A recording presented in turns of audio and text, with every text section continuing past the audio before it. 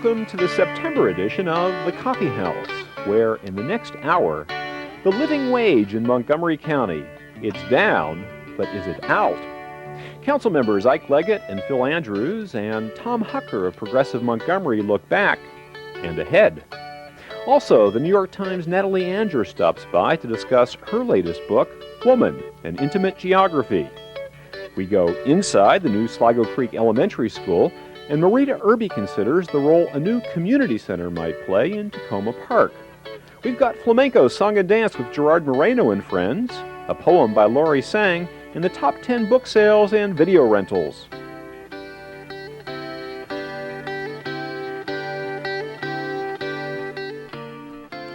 Hi, and welcome to the Coffee House. 419 to 1.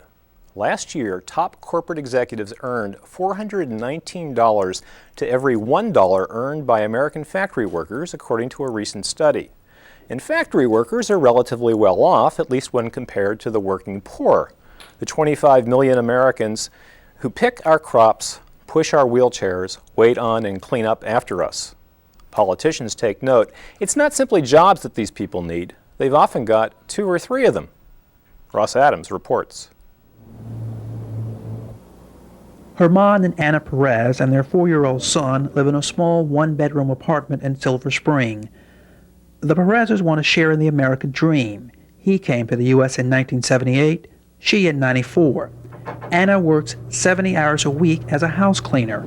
Herman puts in 40 hours a week as a bartender at a Marriott Corporation facility, and he also moonlights. Together they take home just about $1,600 a month. Nearly half of that goes to pay rent. Groceries cost another $100 per week. Sometimes we have to go daily to buy whatever food we need. And then there's the cost and upkeep of their car, parking, public transportation, and medical costs. We're not able to save money. We're not able to go shopping as other people. Sometimes, my kids go to the store and he asks for any kind of toy. Sometimes this toy is expensive. We cannot afford to pay a toy for my son. How would a living wage change their lives?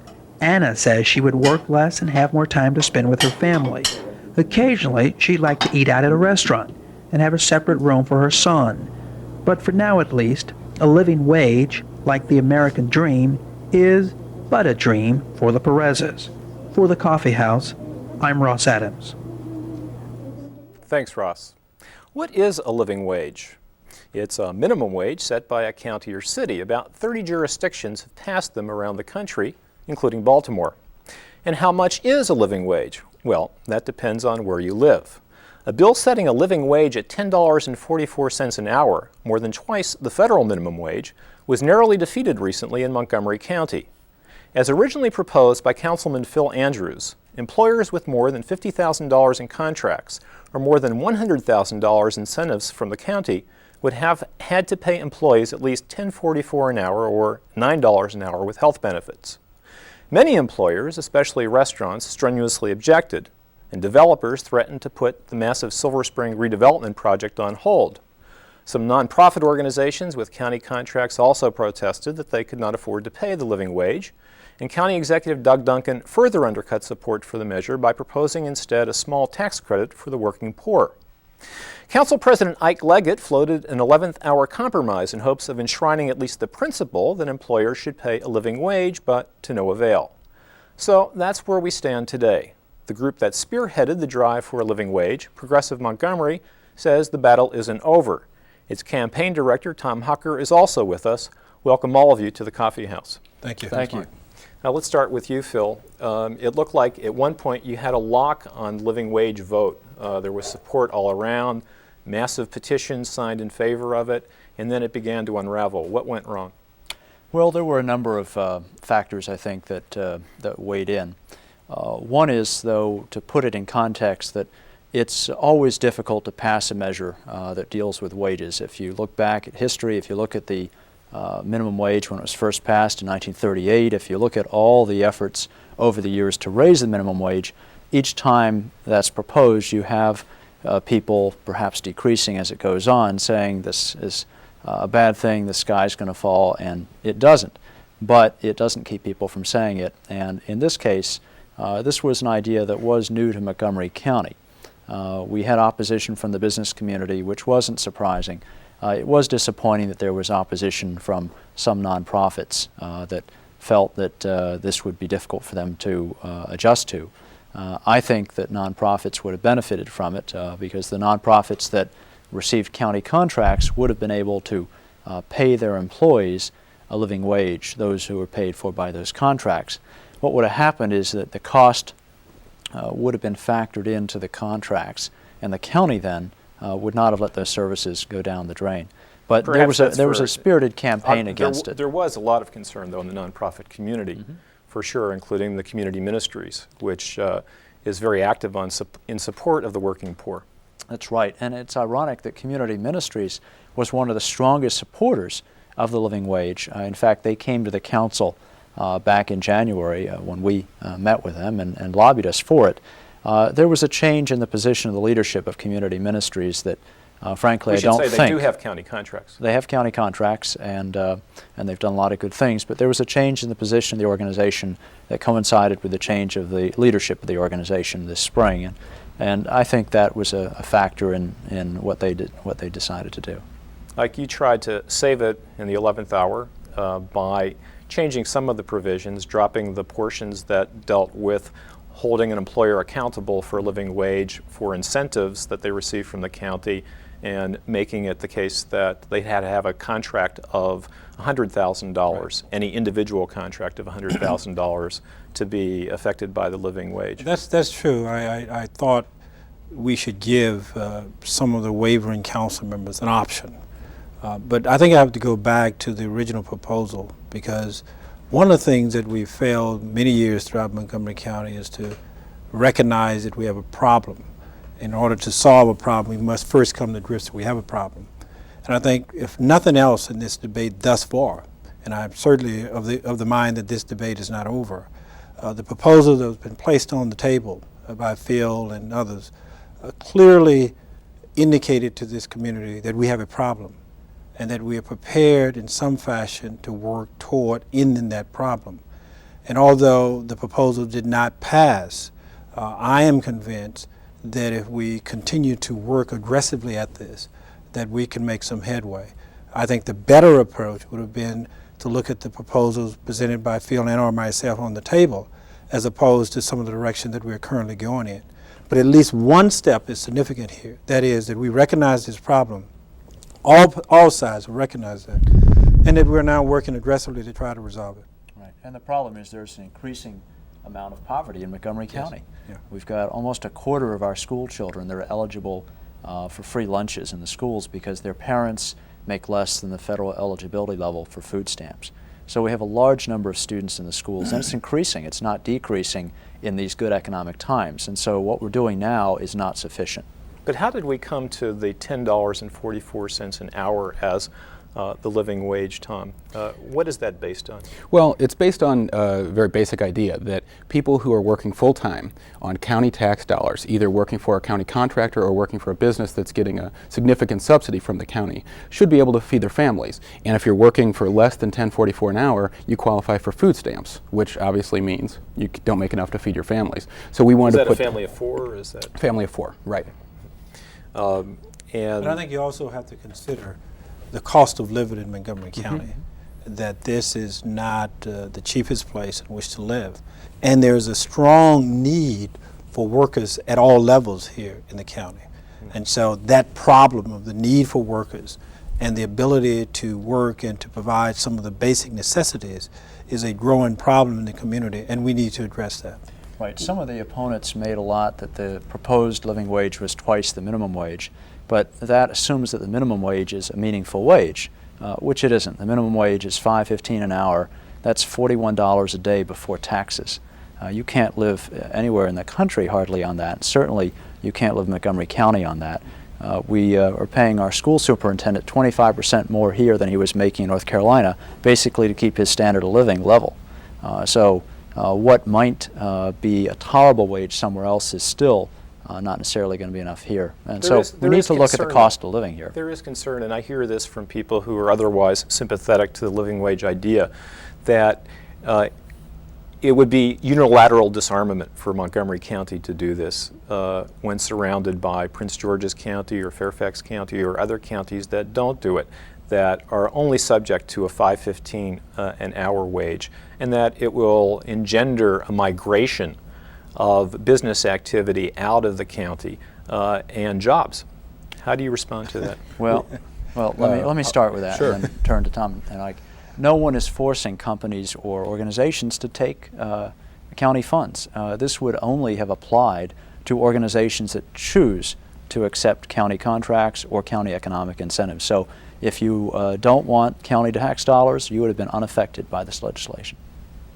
Right. And as you said earlier, it's nearly 40 jurisdictions now that have passed living wage legislation, and there's just no sense in speculating. The facts are that in all those jurisdictions, in many of the biggest cities in the country, nobody's ever been able to point to a restaurant or a parking garage or a hotel that's changed jurisdictions because of the passage of a living wage ordinance. It just simply doesn't happen. During the living wage debate, Doug Duncan proposed, and he is an opponent of the living wage, he proposed an earned income tax credit that would provide some relief for the working poor, would reach fairly broadly, but would not provide the degree of relief and help that the living wage would provide. To what extent do you think that that proposal was motivated, or let me put it this way, to what extent do you think that proposal undermined support for the living wage bill? And further, to what extent do you think it was motivated by a desire to do that, Ike?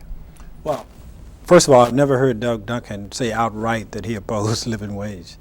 I heard him say that he had some problems with it. I heard him say that there are difficulties and that he had a different approach, but I've never as of yet heard him say that he was outright opposed to the living wage in its concept or in its actual form. I think it is true that without the bill on the table, without the debate that the original bill forced in this way, we would not have had the number of proposals that we've had on the table. This literally forced the issue to the table, and it forced us to recognize that we have a very serious problem in Montgomery County, and whether or not you are for a Fields bill or for the compromised version or something else, you must come to the table in order to be responsible and responsive in this concern. So I think without that, we probably would not have had any of the proposals that we currently see on the table. And the bill just lost. So what happens now? Is it off the table for the next year or two, or when does it come back, and in what form? Well, I think you're going to see efforts to look at it on a more piecemeal basis. For example, there will be a resolution, and this is not directly connected to a county living wage bill, but there will be a resolution before the council next week to endorse the federal minimum wage increase that's been proposed, which would apply to all workers. This would be $1 increase. And that would be a $1 increase over 2 years, which would be a significant increase because every 50 cents an hour increase is $1,000 a year. Compare that to the proposed tax credit from the county executive, which would benefit the average family maybe $300 for the year. And you can see that's a third of a 50, that's 1/3 of what the impact of a 50-cent increase per hour in the minimum wage would be. So you need to address wages, I think, and that's not going to go away because poverty has not gone away and poverty has been increasing. The most direct way to reward work is to raise wages and to make wages and work pay.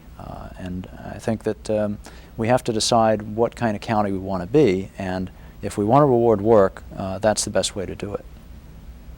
Well, we're going to have to leave it at that, I'm afraid. I want to thank Council President Ike Leggett and Councilman Phil Andrews and Tom Hucker of Progressive Montgomery for joining me in the coffee house, and we look forward to the next stage in the living wage agenda.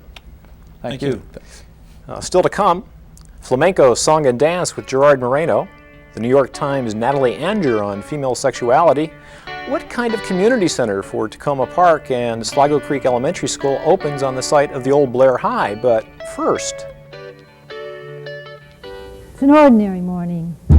I walk out the front door, feet navigate the stairs, skin greets the cool air. Then my heart tightens at the sight of the naked chaos of my neighbor's orphan belongings vomited out the building and onto the concrete silence. But that plastic pail over there still resounds at the backyard beat I groove to while plaiting my hair. The boy who broke the side of a mirror off my car playing football out in the street. I thought I saw that sheepish grin of his duck around behind that empty chest of drawers. And at the foot of their couch, lying on its side between a torn sofa cushion and a crumpled Coke can, a little red fire truck.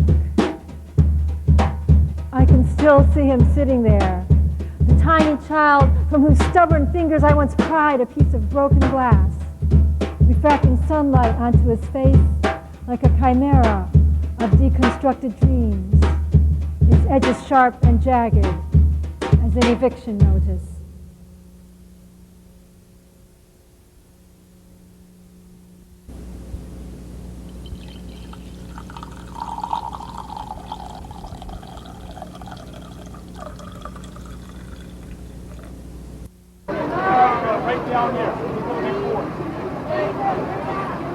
I will be teaching the whole curriculum in the third grade self-contained class. Excitement and the people, the community, it's awesome. Good morning, boys and girls and parents. Good morning. And better. We have a wonderful school. Welcome to the first day of school at Sligo Creek Elementary School. I need for everybody to be very quiet right now and listen to the announcements. For over 65 years, Montgomery Blair High School had occupied the grand old building on the corner of Dale and Wayne Avenues in Silver Spring. In June of 1998, the high school moved to a new facility, making way for a new elementary and middle school. Renovation and construction on the building started 1 month later in July. With only a little over a year to complete the school's construction, the question on everyone's mind was, would they be ready in time for the 1999 school year? 1 year construction on $300,000 is not a deal, and anybody in school district can tell you that. Ideal time is to have about 24 months, 2 years, and identical. Because this is no different than a high school building. Oh, it is. And that's what it used to be. So we started 1 year construction, and we're going to be right down to the stretch of the wire. So we're going to get it done. Say that again, please. Say what? Say that one more time.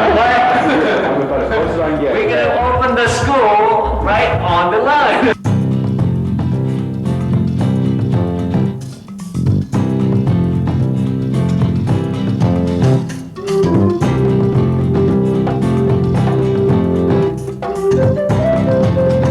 Elementary school, I'll say roughly 65 to 70,000 square feet is ideal. This is about 88,000. These classrooms are enormous.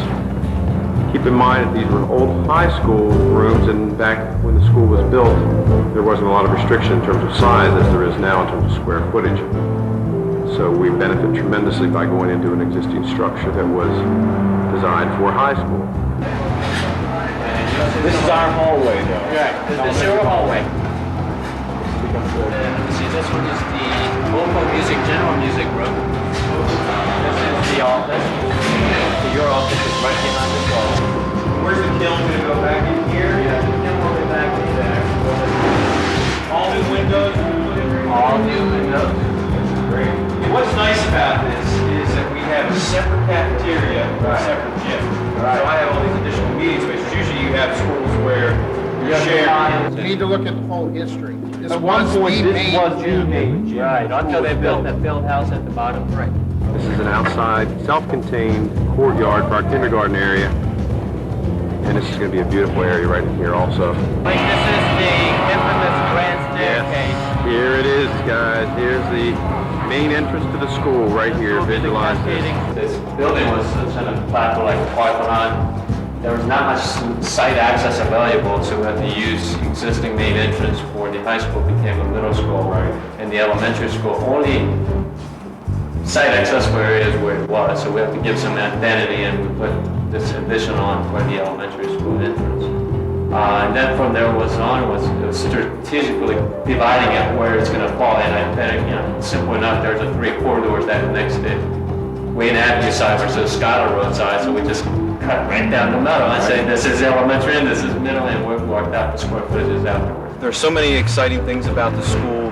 The most exciting thing is the fact that this beautiful entrance that we have coming into the building, lots of open space within the classroom, and the wonderful tile work and lots of bright colors that are all throughout the school. It's going to make for a wonderful environment to educate children. This school is very special because, first of all, it's a newly renovated building. It's a very large building with lots of outstanding features in the classroom. It is a global access school which will be linked to the internet. Every classroom will have a computer in it. It has a full-size gym. And also the academic program is, half the program is French immersion and the other half of the program is the academy. And that's the neighborhood portion of the program. And we have a very supportive community and a very wonderful PTA who's worked real hard the last 6 months to get us to this first day. The neighborhood is pulling from neighborhoods within the surrounding boundary of the school, which surrounds Sligo Creek Elementary. And then the schools that fed into the school were East Silver Spring, Highland View, Pinecrest Elementary, and Tacoma Park. Ici, nous avons une très bonne école avec l'immersion française. Ici, nous avons 250 élèves qui parlent couramment le français. No, I don't have any trepidation about the school, except I hope that they'll be concerned these first few weeks about the security of the kids in some of these, keeping them out of areas and rooms that are still under construction. But other than that, the school looks good to me, and I think it's going to be a good year. Very positive, very excited. Walking with the whole neighborhood to the school, and just seeing a whole flock of kids going to the same school finally after they've been dispersed all over the place since daycare, really. So, nice neighborhood feeling here.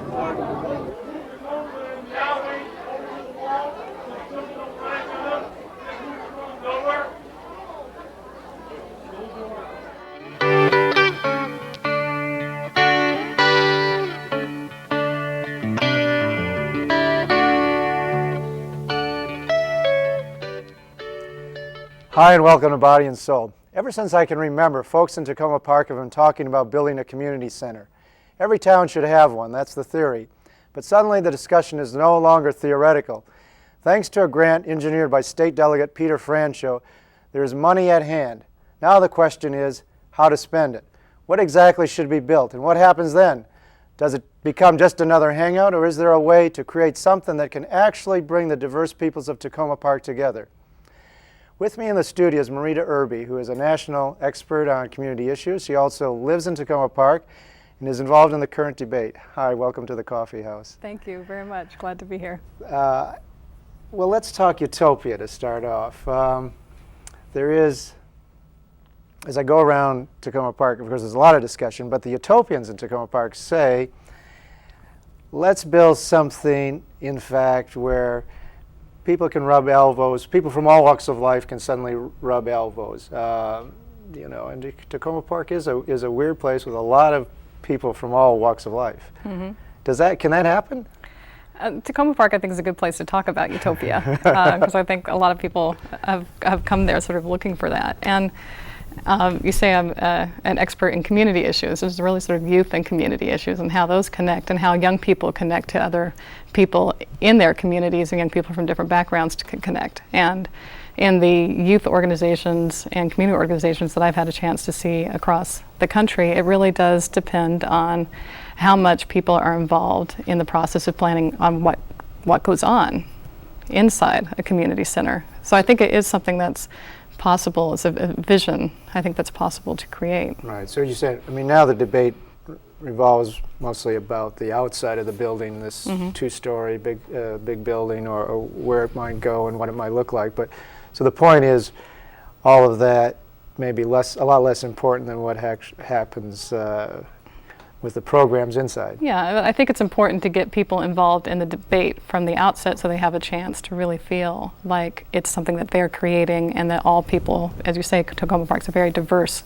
community, so that all people can feel like they could see some of what they want to happen taking place there. But I do think it's more than just talking about the building. As I heard one of my neighbors refer to it, he said, well, it's kind of this, if you build it, they will come. And that's not necessarily the case. Not necessarily the case. So what do you need to get them to come? Well, in the community organizations and the youth organizations that I've looked at, mostly in cities and inner city settings, it's been really amazing over the years to look at those beautiful edifices that just had every possible amenity with weights and swimming pools and sports facilities and concert hall and all of these things built into a building, but were relatively unused, while something 2 blocks down the street was a large room that was sort of bursting at the seams because the people that were coming were really connecting to other people there, and they were really doing activities that they were involved in. They really were doing things that they thought were making a difference in the community. All right, well, if you were to plot out a day's activities in the ideal community center, and just quickly down the list, what would happen there? Well, it's interesting because I have seen, it makes me think about one community that really did have this sort of intergenerational community center, which, as I understand the debate and the plans in Tacoma Park, it's not just a youth center that you're looking at, but all seniors and everyone, families with children, all of that. Exactly. And it brings to mind one that I used to spend a lot of time in Texas, where, again, there were just very dynamic people that were helping to create the environment in the center that was an open door for everybody, but you had senior activities happening right next to things that are going on for early childhood and for young people. But what was really great about it is that there were actually intergenerational activities that were going on too, so that it wasn't just a place where people came to sort of rub shoulders on their way to their own separate things, but that they were working together in some way. Or what I was thinking, what put me in mind of is a place where if you're a family person, you bring your children, they're involved in something, you stay there and you get involved in something at the same time. I mean, I guess the old family system was built on the idea, right, that at least 3 generations would live under the same house. Right. So I guess that's sort of the basic principle we're talking about, so, right? Right, you have a place that children can come, and there's a lot that they can learn from older members of the community, and the older, children or teenagers can have a role in terms of working with younger kids. There's a lot of work that's been been brought up, the idea of seniors tutoring or being mentors to younger kids. Does that? I mean, it sounds wonderful in theory. Can that happen really? Yes, it can, but I think it's also one of those things that where I've seen it happen most effectively is when it's going both ways, where it's not just tutoring and students are sort of receiving services from adults or seniors or whomever in the community, but that they're actually giving back in some way. So maybe there's seniors that are tutoring, and maybe the young people are doing something in terms of helping what's going on in their lives. Right. That's a good point. That is a good point. I think we sort of we've not that I don't indulge my own kids, but I think there is a certain element of that in what we do. With everything, even with seniors, people tend to sort of look at what kind of services can we provide, and I think that's what's interesting about talking about a community center. It's a place where people can come together and say, what is it that I can contribute? Right, to give back. Well, if lessons learned, you've been around the country a fair amount. What are there a couple of things that we should watch out for? I think the main recommendation that I would make is thinking beyond the building, but how are you connecting to the people and community? And from what I know in the process in Tacoma Park so far, it really has been a process of reaching out and trying to listen to different people in the community, listening to the young people. How do you get them actually involved in planning the activities? How do you get the seniors involved in saying, this is really what we want to see happen here? Okay, and that is going on. You're right. There are meetings almost weekly. In fact, weekly, I think. Yeah, several a week. Right, several a week. Right. Yeah, this is true. Right. Well, the location does have some meaning to it. It should be reasonably accessible, I suppose. Yeah, I think having something that's, if it's just where you're trying to bring all people together in the community, having something that's where people can get to it, of course, makes a big difference in terms of that. I mean, Tacoma Park is pretty spread out in a way. It does have sort of a downtown heart, right, but how right. do you make sure that people from all neighborhoods really feel like it's someplace that they can come, and how do you do that kind of outreach into communities once you get it up and going, so it's not just if I'm in walking distance, it's a place I go, but I can really think about how to get there. Transportation's a huge issue for young people, for seniors. How do you have a way that people can really get there and use the facility and connect? Right, but what you're saying is that once you settle the issues about transportation or the location and all of what's the ancillary issues, the place has to have some charisma. It has to speak to you, right? That you want to hang out there, whatever age you are. Yeah, and that's another thing I think that when you think about sort of providing services for people, it can seem a little sort of industrial in terms of the space that you get, but this is a real chance, I think, in the spirit of Tacoma Park, to think what's something that's really a creative space, that's a beautiful space, that people would take a lot of pride in saying this is our community center, and a place that we really feel is something that shows the best of us and brings out the best in us to be able to come there. Yeah, I think of that as sort of an old-fashioned notion, building something you can take pride in. I mean, that was in the 19th century they built these beautiful buildings, and we've been so functional in this century, or at least this part of the century that I've been alive anyway. I would love to. I just saw a beautiful community center in Seattle that looked like it had been maybe a church building at some point, but had been converted into a beautiful sort of dance hall space, but with windows all the way around. That just the light was amazing. It's just things like that that you don't necessarily think about. Well, if you really want people to come, how do you want them to feel while they're there? Yeah. Well, I would hope, I'm sure you agree, it would be something wonderful if it's built. And you think it should be built? I definitely think it should be built. I think it's something that can really bring people together if you just get them involved in there from the outset. And on a scale, let's say, how many? Were you talking to somebody who's a real advocate for this kind of thing? So. Okay, so I don't have to. You don't have to sell me. I don't have to sell you. You say a scale of 1 to 10, I'd say 11. So. Oh, there you go. Okay. Well, thank you.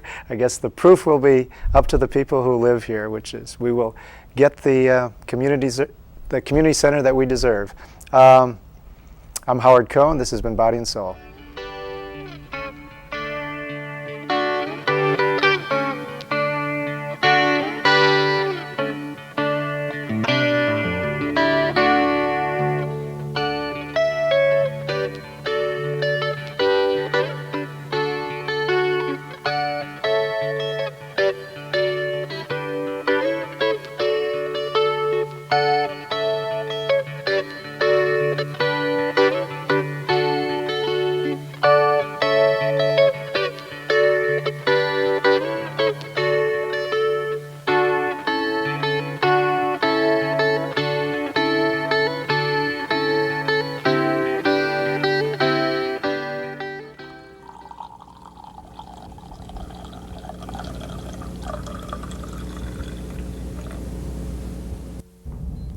I'd like to welcome you, Gerard Moreno, to the musical tradition segment of Tacoma Coffee House. Good to be here. Good to have you here.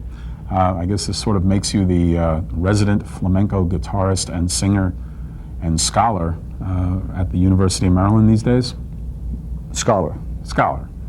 There's dancers and singers. Yeah, but this is a nice combination. You get to live the music, not only study the music.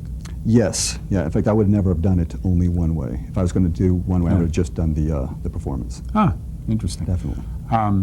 You have with you a guitarist tonight, and who is that? Mr. Richard Marlowe, excellent Welcome. guitarist. Welcome. Excellent. And we have with us not one dancer, but two dancers. We have two fine dancers, Edwin Aparicio from San Salvador, and Natalia Leon. Okay.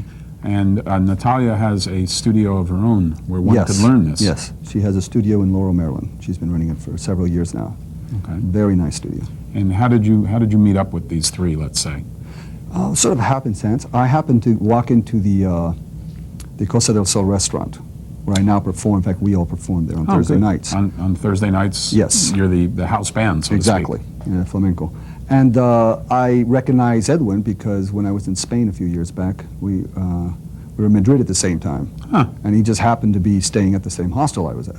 So it was kind of odd. I walked in here in the middle of nowhere. Don't I know you? And I come from a different Santa Fe. continent. Yeah. I lived in Santa Fe. I just moved here. There I walked in there. So it was, that's how I met him. And then little by little, I met all the flamencos in the community just about. And there's a lot. There's a lot of flamenco here. And staying true to your form of wanting to perform the music rather than just study it. Right. That's why we're here tonight. Yes. What would be the name of the piece that you're going to do? We're going to do a bulerías. Okay. Bulerías is a 12-count form. It's one of those rhythms that's gives people fits when they first try to learn it. Right, because of the... yeah, it's 1, 2, 3, 1, 2, 3, 1, 2, 1, 2, 1, Right, 2. It's that extra one, the unsquare dance. Right, yes. it really baffles people, but actually it's perfectly, beautifully symmetrical once you understand it. Right, right. And we as Westerners, or at least me as Westerner, eventually we get it. Yeah. Yeah, we chew gum, we walk, we listen to flamenco music with dance. Take it away. I'm looking forward to it. Thank you.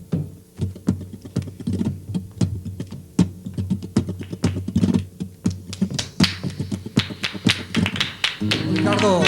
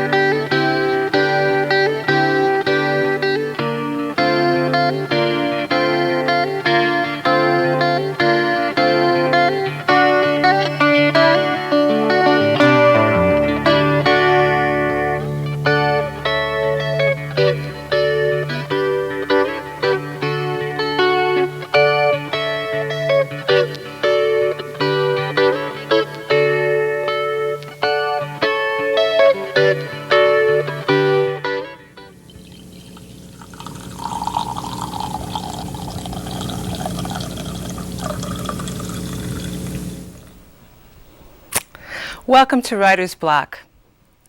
These days, women are never referred to as the second sex. Thanks to feminism and 30 years of change, we flex our muscles along with the rest of the human race. Yet the war between the sexes hasn't ended. Misogyny still exists. Women are still daunted by stereotypes and expectations tied to the past. We're still good girls or bad girls, pigeonholed as ladylike or not. We're told we're not as aggressive as our male counterparts because we don't have the testosterone, and that we prefer to nest and nurture thanks to our biological makeup. Writer Natalie Anger pokes some holes in these myths. Her book, Woman, An Intimate Geography, charts the biological landscape of women, discussing everything from hormones to relationships and sexual promiscuity. Natalie Anger writes for the New York Times and has been a recipient of the Pulitzer Prize. She is the author of 2 previous books, The Beauty and the Beastly and Natural Obsessions. She lives in Tacoma Park. Thanks for being with us on the Coffee House. Thanks for having me. In the start of this book, you talk about your parents having an argument about chromosomes, the X and the Y. Could you tell that little story? Yeah, it was amusing. My father argued that because men have X and Y chromosome and women have 2 X's, that makes men more interesting biologically because they have variety, whereas women have monotony. And I remember listening to this argument as a little girl, and my father had this habit of picking things up that he read and then turning them into these sort of universal grand schemes. And I remember thinking that it was a very foolish argument, and yet somehow he kind of got at the core of something, the way people use biology to make these sweeping statements. And the whole thing with the chromosomes, besides the monotony being and the diversity, men have diversity, it's the smart chromosome too, right? Isn't that what the Y has been referred to? Well, the Y has been referred to, I mean, it's the male chromosome, but in truth, the X chromosome is more likely the smart chromosome. There's actually a lot of evidence that a lot of the genes involved in the design of the brain and of intelligence are located on the X chromosome, not the Y. So if we're going to call anyone a smart chromosome, which is a silly thing to do, they're all sort of not really very smart at all, it would be the X. But I think that the idea of looking at the chromosomes for answers is something that we've been doing for a long time. But I also talk in the book about the interesting things about the X chromosome that people may not be aware of. Even though the X and the Y are different and the 2 X's are the same, in fact, the way things work out in women, you get 1 X from your mother and 1 X from your father, and different X's and Y's, different X chromosomes, father and mother chromosomes may be active in different parts of your brain. So, in fact, it may be women who have more chromosomal diversity in that regard. It works out to be kind of the opposite of what my father thought in the end. Interesting. You also describe watching children play and how a mother says to you, well, mine's a boy, so that's what boys do. They're aggressive. And then the boy takes something away from your daughter. And then a little girl comes later on and takes something else from your daughter, and that mother doesn't say, oh, that's because she's a girl. Would you elaborate on that a little bit? I think that, you know, when we make observations about children, if they conform to what our expectations are, we register them, and if they don't, we ignore them. So what happened in that case was an older child, in this case a boy, took away a cup from my daughter, and I said, you got to watch out for these older kids, and the mother said, no, it's because he's a boy. And then a few minutes later, an older girl took the cup away from my daughter in the same way, in the same kind of way that older kids do. And the mother didn't say, oh no, it's because they're 2 girls and they're competing. But in fact, one of the things that I think we as girls realize is that there's an incredible amount of competitiveness and aggression among girls. I mean, girls are constantly jockeying for position with each other, and we're constantly forming these alliances and friendships sort of fuse and then break up, and there's a lot of very strong, fierce emotions. And I try to sort of get behind them and understand them and say, don't call us nice. We all know we're not that nice. We're animals, we're aggressive, we're healthy mammals. Well, and you also talk about how girls, the intensity of aggression between girls and adult women as well, can can eclipse any feeling about men. They're sort of, I mean, the women will compete with each other versus seeing, a man as something that they need to be worried about. They're much more focused on. And is that, I mean, you talk about how that isn't necessarily a hormonal thing, that women have testosterone as well, and it's, right. I mean, you can say I it better than think me. that female aggression, male aggression, what I think is going on is there's a lot of aggression. I mean, animals just have to have aggression in order to be able to accomplish anything, and it depends on how the aggression is expressed. So in some cases, we express our aggression directly, and that is through physical aggression, whether it's kicking or fighting, throwing a tantrum, or verbal aggression, calling out names and just sort of directly confronting the person. And then there's indirect aggression, which is the kind most of us don't like to talk about, and that's the backstabbing, the cattiness, the gossip, the trying to do damage to somebody without them knowing about it. And that's the kind we associate with females often. Even as men are as guilty of it. Right, and the interesting thing is that a lot of this does seem to be very culture specific, the way in which aggression is expressed. And in cultures where girls and women are basically allowed to be themselves, you see much more of the direct verbal and even physical aggression. In cultures where girls are expected to be nice and good, you see a lot more of that backstabbing, catty behavior, because it's like you push it down here, it's going to pop up somewhere else. And so, we try to understand the context in which aggression is expressed, but everybody has it and everybody feels it, girls and boys alike. And in our culture, a lot of adults resort to indirect aggression because any other kind is frowned upon. In the workplace, you're not allowed to just shout at somebody, so you have to sort of try to make them look bad at a meeting. But men and women both are going to behave that way if they're not allowed to express it in another way.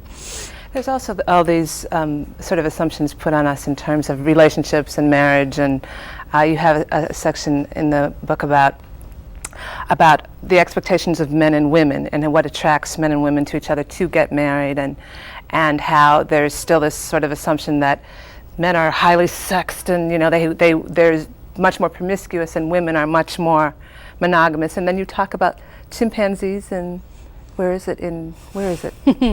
Well, in the Ivory Coast, what I try to do is look at all the evidence for what is our natural sexual pattern likely to be. And I think that the evidence suggests that humans are naturally more or less a pair bonding species, but with a lot of opportunistic promiscuity. And that's going to occur for both men and women in different circumstances. Female promiscuity has been a big problem for biologists to understand. Male promiscuity they can understand. Well, the more the male sleeps around, the more likely he is to spread his seed. So of course he's going to want to do it. But why would a female want to do it if having sex with one male gives her all the sperm she needs? Right.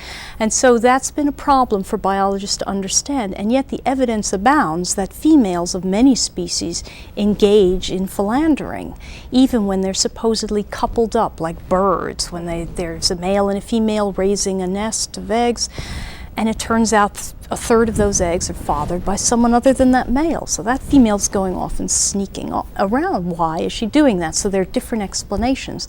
Most shocking kind of evidence for female promiscuity recently came from chimpanzees in Western Africa. Now, chimpanzees are not monogamous. Females and males both are known to sleep around a lot during the breeding season. But it was thought that the females would at least stick to the males that were in their particular group. After all, those males tend to be very, very possessive of the females. Basically beat them up if they try to stray, and they try to control the female's movements. And if the male suspects her of having gone and snuck off somewhere else, he might kill her infant. So it's a big risk for her.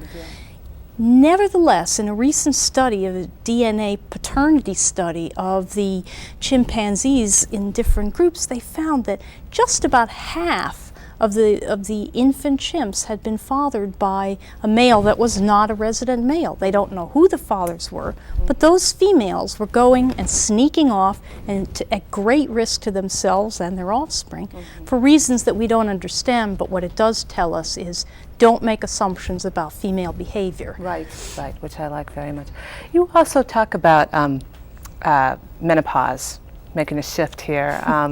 In terms of not wanting to view it as a deficiency disease, is that, I'm making a leap from the chimpanzees, except that I think it's a very important chapter and we only have a little bit more time, so would you talk a little bit? Yeah, the way in which I think about menopause is I look at the kind of evolutionary history of it, and we think of, a lot of doctors now think of menopause as a modern invention, the grace of 20th century medicine, that we're living long enough to have menopause. And the idea is that in the past we all died by the time we were 25, so who cared about menopause?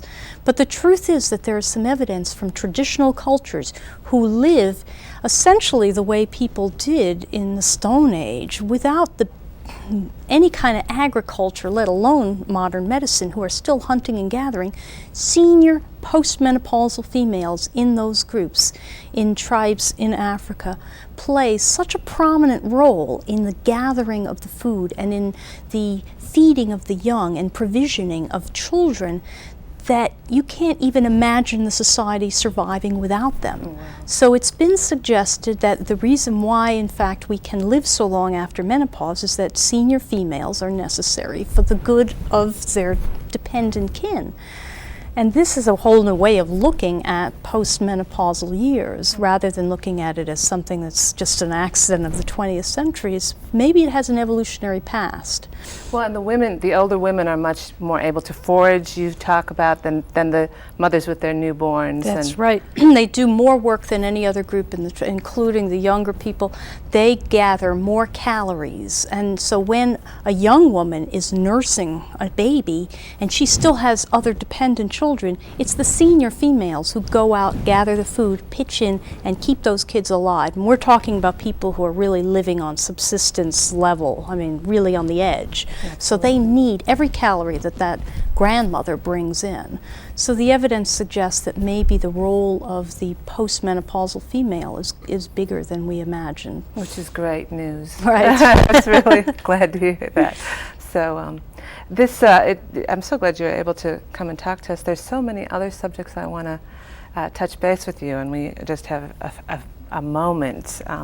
But thank you so much. And, I look forward to other things. Where do you go from here after you've done one? I think I'm going to write a book about girls. I actually feel that girls, the sort of the way in which girls have been viewed historically and the way they live now, and a kind of a cross-cultural and evolutionary look at girlhood and what it's been like. I think that to take some of the ideas I develop in Woman, but look at it from a young girl perspective. I think we need that too. I guess the Reviving Ophelia has gotten a lot of stuff, but yeah. Exactly. So, good on you. Thank you so much. Thanks for having me. Thanks to Natalie Anger for joining us in the coffee house. I'm Lisa Page, and this has been Writer's Block.